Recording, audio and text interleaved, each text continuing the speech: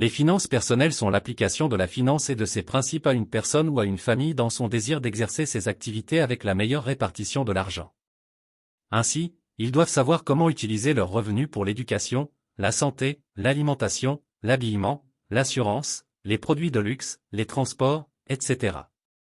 Les revenus, les dépenses, les économies doivent être pris en compte, en établissant toujours les risques et les événements futurs. Une partie des finances personnelles concerne les chèques, les comptes d'épargne, les cartes de crédit, les prêts, les investissements boursiers, les plans de retraite, les impôts, etc. Risques et bénéfices, les investisseurs agissent sur différents marchés en essayant d'obtenir le meilleur rendement pour leur argent tout en essayant de minimiser le risque de leur investissement. Le marché des capitaux offre à tout moment une frontière efficiente, qui relie une certaine rentabilité à un certain niveau de risque ou de volatilité. L'investisseur obtient un rendement attendu plus élevé en échange d'une plus grande incertitude. Le prix de l'incertitude est la différence entre la rentabilité de l'investissement et le taux d'intérêt des titres considérés comme sûrs. Nous connaissons cette différence sous le nom de prime de risque. La valeur temporelle de l'argent, pour une même somme d'argent, un investisseur préfère l'avoir dans le présent plutôt que dans le futur. Por ello, el transvase intertemporal de dimro quanta con un factor de descuento, si intercambiamo renta futura por capital presente, por ejemplo, en un préstamo hipotecario, o con una rentabilidad, si intercambiamo renta presente por renta futura, por ejemplo, en un régime de retraite. Taux d'intérêt, il représente un taux de change entre le prix de l'argent aujourd'hui et celui de l'argent futur. La finance est liée à l'administration. Par exemple, lorsqu'il envisage un nouveau produit, le responsable financier demande au personnel financier de fournir des calculs budgétaires. Et la fonction de la finance de gestion peut être décrite de manière générale en considérant son rôle au sein de l'organisation, ses relations avec l'économie et la comptabilité, ainsi que les principales activités du directeur financier. Elle est liée aux transactions et à l'administration de l'argent. Dans ce cadre, l'obtention et la gestion, par une entreprise, un particulier ou l'État lui-même, des fonds dont elle a besoin pour atteindre ses objectifs, ainsi que les critères avec lesquels on en dispose. De vos actifs, en d'autres termes, les choses liées à l'obtention et à la gestion de l'argent, ainsi que d'autres valeurs ou substituts monétaires, tels que les titres, les obligations, etc. Selon Baudy et Merton, la finance étudie la manière dont des ressources rares sont allouées au fil du temps.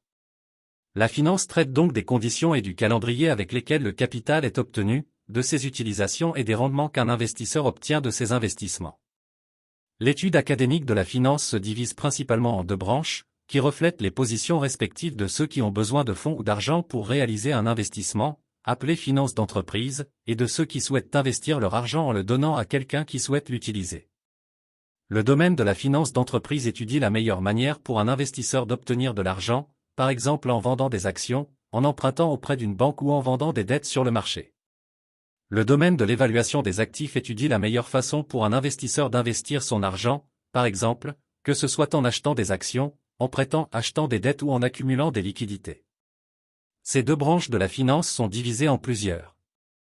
Certains des domaines les plus populaires dans l'étude de la finance sont l'intermédiation financière, la finance comportementale, la microstructure des marchés financiers, le développement financier, la finance internationale et la finance à la consommation. Une discipline récemment créée est la neurofinance, une branche de la neuroéconomie. En charge de l'étude des biais liés à la gestion de l'économie. La finance est une branche de l'économie et de l'administration des affaires qui étudie les échanges intertemporels de capitaux entre individus, entreprises ou États, avec l'incertitude et les risques que comportent ces activités. Il est dédié à l'étude de l'obtention de capitaux pour investir dans des actifs productifs et aux décisions d'investissement des épargnants. De même, son étude repose sur l'obtention et la gestion de l'argent pour atteindre ses objectifs respectifs, en tenant compte de tous les risques que cela implique, en fonction de chacune de ses composantes pour en maintenir un bon contrôle.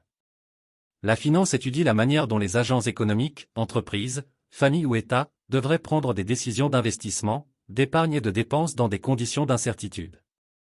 Lorsqu'ils prennent ces décisions, les agents peuvent choisir différents types de ressources financières telles que l'argent, les obligations, les actions ou les produits dérivés, y compris l'achat de biens d'équipement tels que les machines, les bâtiments et autres infrastructures. Voir la différence entre l'épargne et l'investissement. Le taux d'intérêt affecte directement la consommation, le commerce et l'investissement, puisqu'une partie de la consommation est payée par carte de crédit, une partie des marchandises achetées et vendues par les entreprises est achetée à crédit et les investissements sont toujours soutenus par des prêts bancaires.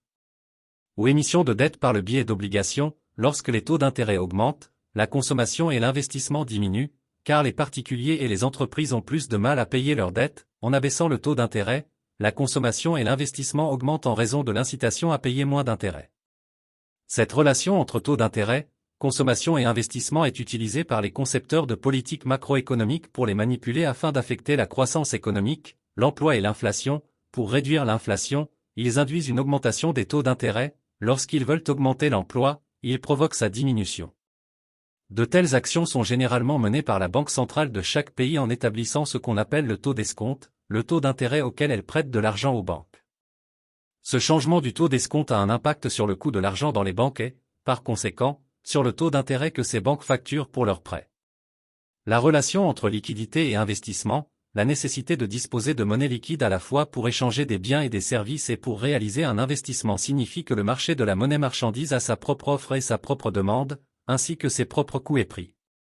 Coût d'opportunité fait référence au sacrifice que doit faire tout agent participant à un marché lorsqu'il décide de renoncer à la consommation ou à l'investissement pour utiliser ses ressources, par définition rares, dans un autre projet. Inflation, processus économique qui consiste en une augmentation continue des prix de la plupart des produits et services, et, par conséquent, une perte de la valeur de l'argent pour pouvoir acquérir ces biens et services. L'inflation impacte principalement l'économie d'un pays, et le nouveau coût de la vie. L'inflation a un impact direct sur le taux d'intérêt, puisque l'inflation réduit la valeur de la monnaie, plus l'inflation est élevée, plus le taux d'intérêt nécessaire pour compenser un épargnant qui prête de l'argent à un voisin est élevé. Il existe plusieurs sources de financement, dettes, obligations, bénéfices bruts, prêts à long terme, capitaux d'emprunt, cartes de crédit, fonds de risque professionnels, entre autres. Ces sources financières sont utiles dans différentes situations et peuvent être classées en fonction du temps et du contrôle. Une entreprise peut choisir des sources de financement alternatives. Le choix doit être correct et approprié. Cela représente un grand défi pour les responsables financiers des entreprises. Ce processus de sélection doit être analysé et comprendre toutes les caractéristiques de chacun, en fonction des besoins de l'entreprise. Pour connaître les sources de financement, il faut connaître quelles sont les classifications des finances. La finance est classée en deux branches, les finances publiques et les finances privées. Les finances personnelles sont définies comme la planification consciente des dépenses monétaires et de l'épargne, en tenant également compte de la possibilité de risques futurs. Les finances personnelles peuvent impliquer le paiement des études, le financement d'actifs durables tels que l'immobilier et les automobiles, la souscription d'une assurance, l'investissement et l'épargne. Pour la retraite. Les finances personnelles peuvent également impliquer le remboursement d'un prêt ou d'autres dettes. Les principaux domaines des finances personnelles sont considérés comme les revenus, les dépenses, l'épargne, l'investissement et la protection. Les étapes suivantes, décrites par exemple dans les manuels, suggèrent qu'une personne comprendra un plan de finances personnelles potentiellement sur après. Souscrire une assurance qui garantit une protection contre les événements personnels imprévus.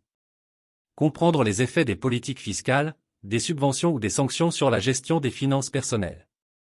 Comprendre les effets du crédit sur la situation financière personnelle. Élaborer un plan d'épargne ou de financement pour des achats importants, auto, études, maison. Planifier un avenir financier dans un environnement d'instabilité économique. Obtenez un compte courant ou un compte d'épargne. Préparez-vous à la retraite ou à d'autres dépenses à long terme. Les instruments liés au financement privé comprennent compte d'épargne, risque professionnel, plan de retraite, prêt personnel, investissement en bourse, gestion fiscale, carte de crédit.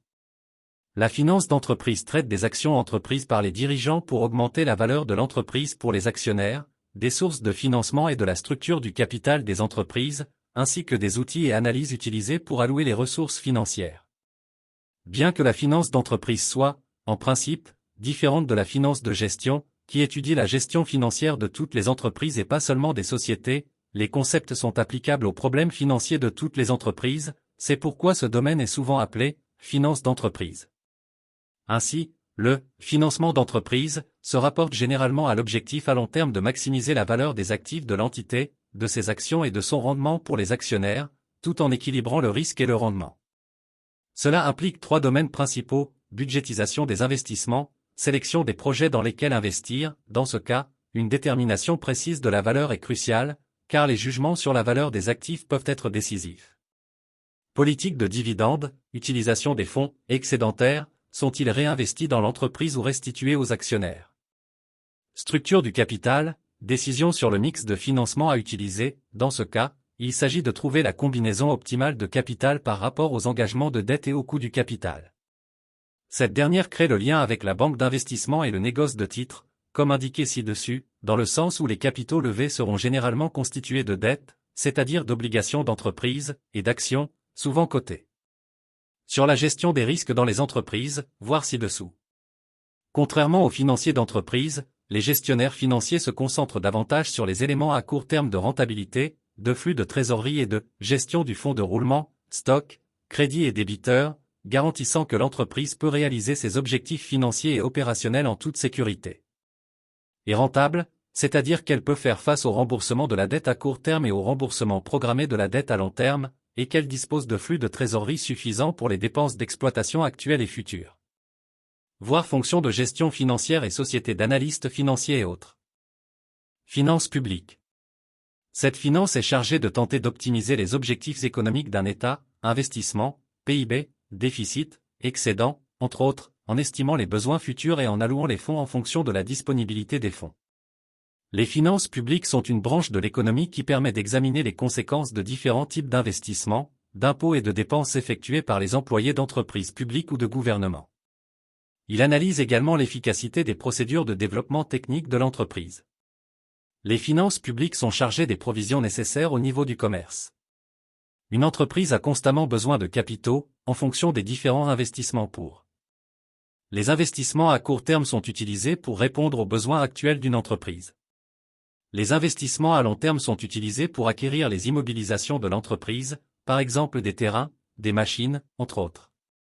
Et les investissements à moyen terme comprennent les bénéfices non distribués, par exemple les prêts temporaires, les changements dans l'entreprise, entre autres. Certaines branches des finances publiques sont revenus. Les recettes sont obtenues par le gouvernement par le biais des impôts, impôts sur le revenu, droits d'importation, entre autres, et de sources non fiscales, amendes et frais. Dépenses publiques.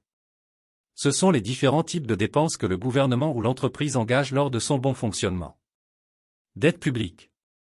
Lorsque les dépenses publiques d'un gouvernement dépassent ses recettes, le gouvernement emprunte pour continuer à fonctionner correctement. Devis. Le budget est utilisé pour déterminer toutes les dépenses qu'un gouvernement aura, ce qui est fait chaque année. La politique fiscale concerne le cadre politique du gouvernement, après avoir pris en compte les dépenses publiques et les sources de revenus du gouvernement, entre autres. La finance joue un rôle fondamental dans l'organisation d'un gouvernement et d'une entreprise. Sans une bonne organisation, les dépenses peuvent augmenter de telle manière que la dette publique augmente jusqu'à devenir une dette extérieure. La specialità financiera tiene vinculo con otra scienza con diversa teoria economica y administrativa.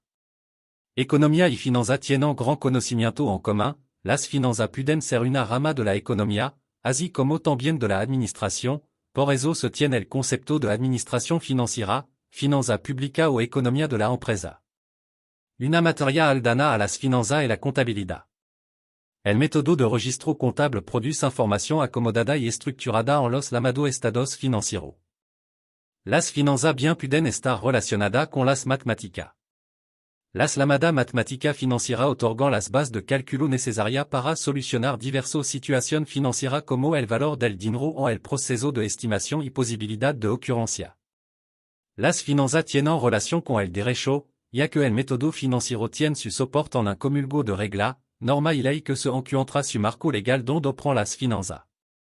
Finance et économie, la finance, avec l'économie, a pour fonction de gérer des ressources rares et des désirs illimités. Les besoins sont parfois supérieurs aux ressources disponibles.